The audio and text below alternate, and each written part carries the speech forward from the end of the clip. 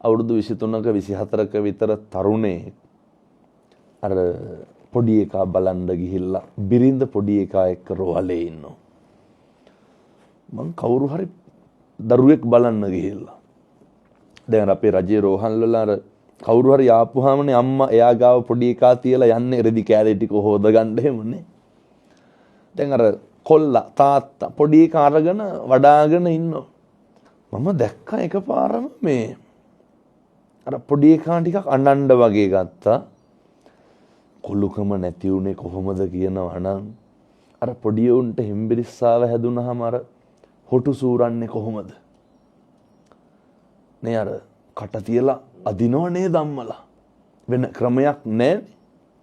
ඒ කියන්නේ බල ඉන්නේ අය වෙන දොස්තරලා ගාවට රයින දෙපාරක් හිතන්නේ. මේ කොල්ලා කට තියලා අර හොටු ටික සේර මැදලා ගත්තනේ. ඔක කරන්න පුළුවන් කාටද මේ ලෝකේ? අම්මයි තාත්තයි හැර වෙන කාටද ඔක කරන්න පුළුවන්? ඇයි මේවා මිනිස්සුන්ට මතකද කාටවත්? අවුරුදු 5ට කලින් ජීවිතේ මතකද? හැබැයි අම්මයි තාත්තයි එක්ක මොකක් හරි දෙයක් පිරිමහන්න හදනවා අවුරුදු 20න් මෙහානේ. අපූර්වට කියනවා අම්මා අපිට කරපු දෙයක් නැහැ කියලා. අපූර්වට කියනවා ඒ කාලේ ඉඳන් අපිට කිරුවේ වෙනස්කම් කියලා. කොයි කාලේ ඉඳන්ද? අවුරුදු 15න් මෙහා 20න් මෙහා.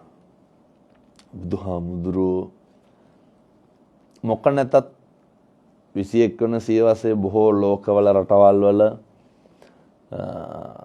මේක හරි ප්‍රාථමිකයි වෙන්න කළෙහි ගුණ සලකනවා කියන එක හොඳේ. ප්‍රාථමික වෙන්න පුළුවන්. බුද්ධත්වයේ ලබාගෙන මංගල ධර්ම දේශනාව කරන්නත් කලින් උන්වහන්සේ ලෝකෙට ඉගැන්වුවේ මොකද්ද? ဒုတိယං චනිම්මිස අනිමිස ලෝචන පූජාව පැවැත්වුවේ. හිත් පිට නැති බෝධියට කෘතගුණ දක්වන්න තරම් කෙලෙහි ගුණය ගැන බුදුවරු තක්සේරු කරපු විදිහ නේද පෙන්වන්නේ. එතකොට කොච්චර වටිනවද කෘතගුණ සලකනවා කියන එක. කෘතගුණ සැලකීමත් එක්ක තමයි සමාජ වෛරය කියන එක නැති වෙන්නේ. එතකොට අර තාත්තා අර තරුණයා මම දැක්කා පොඩි එකා අතට අරගෙන දෝතට අරන් නහයට කට තියලා හොටු ටික සූරනවා. මම කල්පනා කරා අපේ අම්මා කොච්චර මට කරලා ඇද්ද? අපේ තාත්තා අපිට කොච්චර කරලා ඇද්ද? මම කොච්චර ලෝකෙට බණ කිව්වත් අපේ අම්මට පුතානේ. නේ දැන් අයියා මුළු ලෝකෙම ලහිරු මුදලිගේ කියපුවාමනේ.